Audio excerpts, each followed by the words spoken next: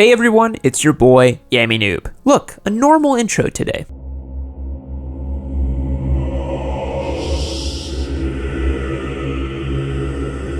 Aren't you special? In today's video, I'm going to go over the 10 best looking motorcycles of all time. These are strictly from my opinion, so if you want to find one especially ugly, it's okay. Not everyone's going to like your Christmas sweater in a couple months either. God, can you believe 2020 is almost here? Where are the flying Turbo Busas we were all promised? I feel lied to, truly. In all honesty, these are some of the best looking bikes I could think of. Some are street legal, some are movie props, and some are, well, just cool. The idea behind this list is to not find the newest bikes and say, these are it, they're beautiful. The idea is to find a bike that says, hey, ride me, let's go places, which is the whole point of riding motorcycle.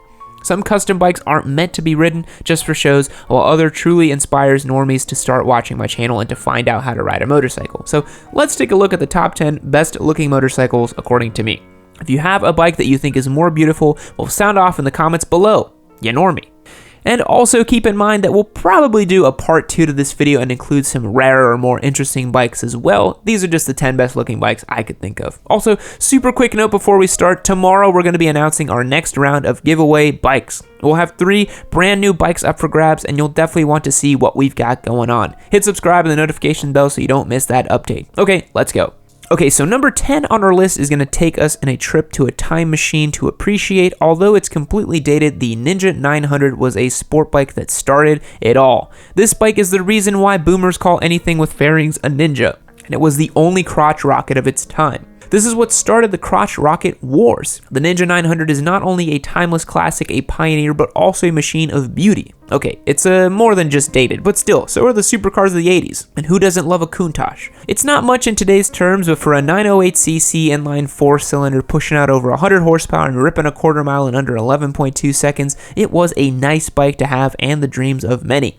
The OG Ninja was a rocket ship of many a kid in the 80s and 90s, that is until the 1992 Honda Fireblade came along and everyone started putting up new posters. Or at least I assume so, because that's around the time I was born, so who knows for sure. Next on our list is the BMW S1000RR, the original generation. For everyone that's caught up looking at Japanese sport bikes, the S1000RR is a very refined piece of machinery. It's very familiar to the eyes, but not exactly your everyday sport bike. These bikes are not only insanely fast, but they do a good job of blending in with the rest of the crotch rocket crowd. If you saw someone on an S1000RR with a t-shirt and jeans on, you might think that they are on a Ninja or a Gixxer. To the untrained eye, it's just another bike.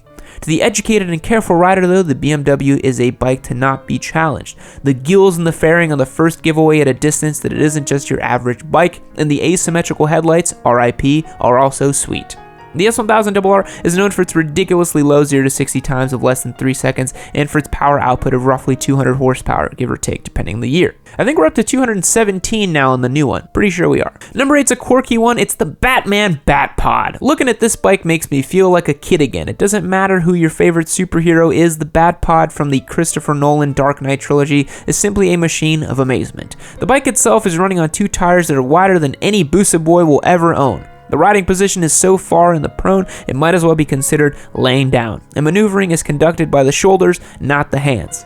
It might just be a movie prop for some, but for others it's a source of inspiration on 2 wheels. When you continue to look at the bike on the internet or in person and realize that most of them start to look and feel the same, but the Batpod is something truly different. It's a fantasy bike, but it came true for 2 movies it was featured in.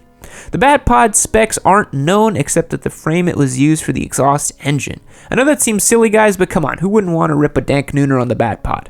An honorable mention in this category as well would be the motorcycle from Akira. That bike is cool. Next on our list is a Kawasaki H2R. I guess it's not for simply its speed, but also for its beauty that we like the H2R. Its unmistakable looks and aerodynamics are something to admire. It's very reminiscent of being on a typical crotch rocket, but with body lines that state otherwise and tell you, hey, I got a little bit extra going on here.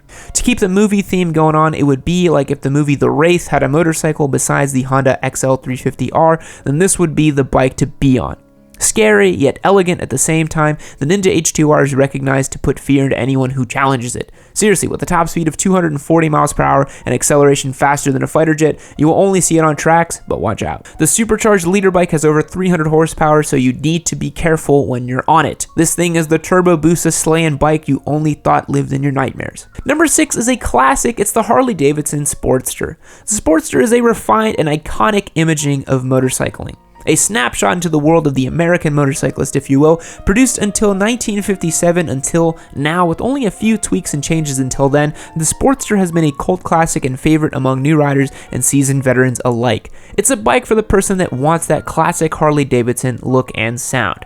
It's a bike for someone who's not into sport bike but still wants a little bit of torque and speed. It stands out from the crowd and touts itself as being uniquely different and uniquely Harley Davidson. The Sportster has had numerous options in engines and accessories. The current production model has an 883cc or a 1200cc engine and 4 different variants. Number 5, and it's going to be familiar to anyone who's been watching my channel for a while, it's the Suzuki Hayabusa. Maybe not so much for its beauty, but for also its iconic status, the Suzuki Hayabusa makes our list at number 5. It's been on posters, in pictures, and in the dreams of many. It's been in many different films as well. When the Hayabusa debuted, it was a bike fit for a king. It was the most powerful production bike at its time.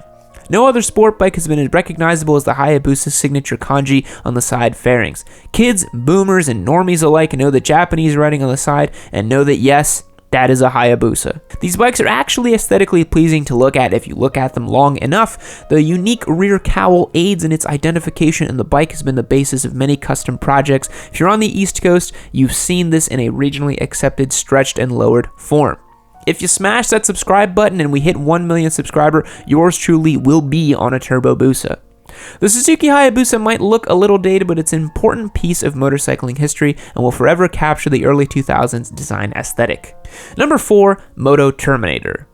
There's nothing more symbolic of our love-hate relationship with bikes than having one that's designed to kill people. Well, at least in the movies it is. In Terminator Salvation, John Cooper captures and reprograms a motorcycle Terminator. It's pretty cool, huh? It's actually a Ducati Monster 1100S that's been converted into a movie prop, and I think it's fitting and beautiful because it represents a motorcycle with a mind of its own, which anyone who owns a Ducati might already tell you that most of these bikes already have a mind of their own. Some of you might be thinking that your bikes are in tune with you. Heck, you might even talk to your bikes and kiss them goodnight, or maybe you're like Rossi and you kneel next to your motorcycle and pray with it. Whatever floats your boat, I'm sorry she or he has left you, my dude. Number 3, the Triumph Trophy. No, I'm not talking about the recent production of bikes, but the older ones from the 50s and 60s. The Trophy was a scrambler made famous by Steve McQueen in The Great Escape, and is also a favorite among enthusiasts. Triumph, where is my endorsement? Where is it, Triumph? We're not begging anymore. Now we're asking. We're being extreme with you. Where is it? Another famous person to have swung a leg over the Trophy was none other than James Dean. The bike itself is simply remarkable. It has only the essentials and is powered by a 498cc parallel twin. Oh, last but not least, this was also the bike that the Fonz had in Happy Days. Bikes with loads of history like this are enough to get on my list, and come on, I am partial to a scrambler. Second on our list is the KTM 1290 Super Duke R. Let's get naked, shall we? Not all bikes are covered up, you know. The KTM 1290 Super Duke is the pinnacle of naked bikes. 177 horsepower and 106 foot-pounds of face-melting torque make this naked bike anyone's dream come true. It's not a crotch rocket on the outside, but on the inside, this bike knows it'll rip with a top speed of 180 miles per hour. Jeez. This isn't even a Turbo Busa or really an Italian expensive leader bike. This is coming from an Austrian manufacturer. Besides the internal setup for speed and popping wheelies, the exterior is great. Not a lot of fairings, and the classic black and orange KTM scheme lets other riders know that you're not to be messed with. Did I mention wheelies? Or that insane sound that comes from the twin-cylinder engine? With the amount of torque coming from this engine, you simply breathe on the throttle and it wheelies. Maybe I'll give this one a try one day. And the best looking bike is, drumroll please, the Honda Grom. Just kidding. The Ducati Panigale V4R. I guess Groms are pretty cool looking too. Every now and then a bike comes along that has such radical styling and seems to alter the shape of motorcycling and not just its looks. The V4R, and to an extent the entire Panigale range, has done that. Gone are Ducati's days of bulky fairings and trying to keep everything covered and being super aerodynamic. The aerodynamic tail and front wing, not a fan of, and the exposed subframe section show refinement and a minimalist attitude. Don't cover what doesn't need to be covered anymore. Out of all the colors for sport bikes, the red on the Ducati is one of the most memorable and recognizable anywhere in the world. It is the Ferrari of motorcycles, let's be honest here. For a leader bike pushing 221 horsepower, this machine is truly a thing of beauty. Ducati doesn't disappoint, and the Panigale V4R is surely going to be a bike which other manufacturers try to mimic and imitate. Ducati is well known for producing some of the most beautiful motorcycles we've ever seen, and Italy is no stranger to making wonderful creations. I would say beyond the V4R, we also have the Ducati 916 in all its 90s glories. It's one of the most beautiful motorcycles ever made, and even the original MV Agusta F4, truly rarefied bikes. So that's going to be it for today's video. Are there other bikes you think that deserve to be on today's top 10 list? Let me know in the comments what you like and what you don't like. I'm sure I missed a few. Some honorable mentions are the Yamaha RD350, the 2015 Yamaha R1, and obviously the 1992 Honda Fireblade, which is quickly becoming a cult classic. Hell, let's even throw in the Honda NSR 752. Iconic Motorbikes has me lusting after one of these. Too bad they go for upwards of $100,000 nowadays, but whatever. In the retro category too, I'd have to include the Honda CB750 from the 70s as well. That original 4-cylinder UJM machine, the 750, is just a gorgeous machine that deserves recognition. Hopefully you're seeing that there's plenty of good looking bikes that I didn't include, and that's probably why we're going to be doing a part number 2 to this video. Thanks again for watching. I'll catch you guys in the next one. See you later.